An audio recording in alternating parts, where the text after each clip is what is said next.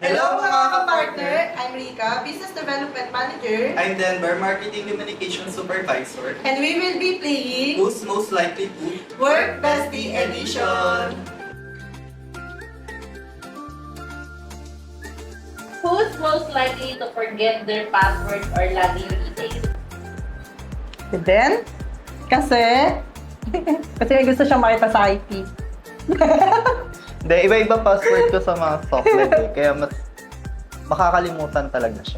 Sino ang most likely na pinaka-organized? Both? Pareho. Pareho Si kami. Ma'am Rika sa desk, organized siya. Saka lagi siya may mga notes. Sa pag-meetings, yan. Si Ben, organized siya sa buhay. Kasi, hindi, more on ano siya, planner. So, kapag kasama mo siya mag-travel, susunod ka na lang sa kanya. Wala ka na ibang gagawin. Organized na ang trip. Organized na ang trip. Sino ang una nagyayaya mag-break? Breakdown. Ikaw! Ikaw! Alas stress pa lang. Kaya iyakan na kumain. Ikaw alas dos! O pareho. Kapareho Depende sa ka. mood. Who's most likely to overthink a simple message or meeting? Si Den. Feeling ko din, ako din. Oo, siya. Overthinker. Who's most likely to listen more than talk? Si Den, Ako. siya ay listener. Hindi siya yapper. Yearner. Siya ay yearner.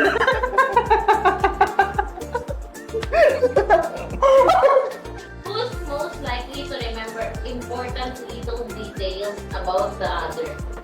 Si Den. Feeling ko ako. Oo, si Den. Ano siya, very... Ano bang tawag doon? Matandain. Oo, very matanda and... Lalo na sa chismis. Yeah, ay, hindi na nakakalimut. Ano, tama. Ikaw matandain ka sa mga ano, kahit mga malilit na bagay. What is your work bestie's most used line or expression at work? Ikaw muna. Ako, reaction mo, ganito. Ganito ah. O kaya, basta. O kaya, pag may chismis siya, it's not my story to tell. Ganun ka. Si Ma'am Rika, ano yun eh? Uwi na tayo. Tara na, B. Oo, uwi na tayo. Lunch na tayo. Hindi pa ba uwian? Sino ang mas open sa personal problems? Same? Tingnan Feeling ko mo. same. Depende. Depende, no? Depende sa kung ano yung kwento or yung topic na pag-uusapan. Sino ang mas likely mag-send ng memes or reels? Oh? Love language mo. Actually, love language ko yan. Kasi si Ben, Okay. very serious. Ang isasend niya sa'yo, mga news. Matanda. Pang maganda! Sino ang mabagal kumilos? Feeling ko ako. O same. Feeling ko din ako.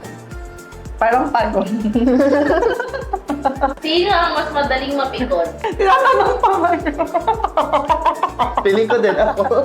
Who is most likely to arrive early every day? Siyempre ako. Ako lagi ang late, lagi ako napaplag. Who's most likely to travel? Boost! Pareho. Pareho Si kami. Ma'am Rika more on mountains to eh. Anong na ba yung mga huli mo na akit na bundok? This year, Mount Pinatubo. Pero for me, pinaka-memorable talaga is Mount Pulag. Ano na yung next mong gustong akitin na bundok? Ang target ko talaga is Mount Apo. Diba nakwento ko sa'yo yun? Mount Apo.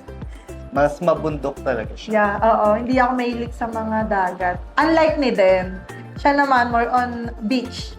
Doon kami magkabaliktad. So, ito naman din.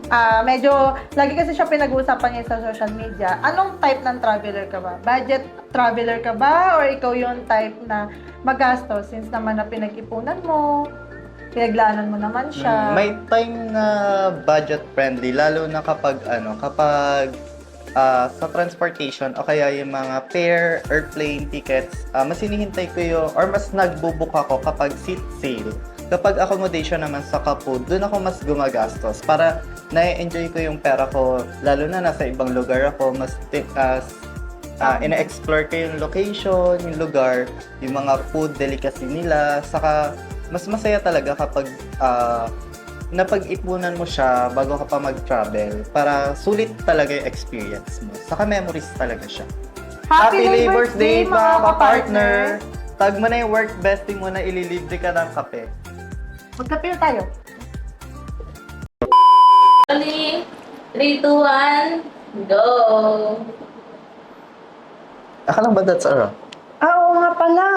Ako lang ba magsasabi nun? Oo. Tapos Happy Labor's Day mga ka-partner.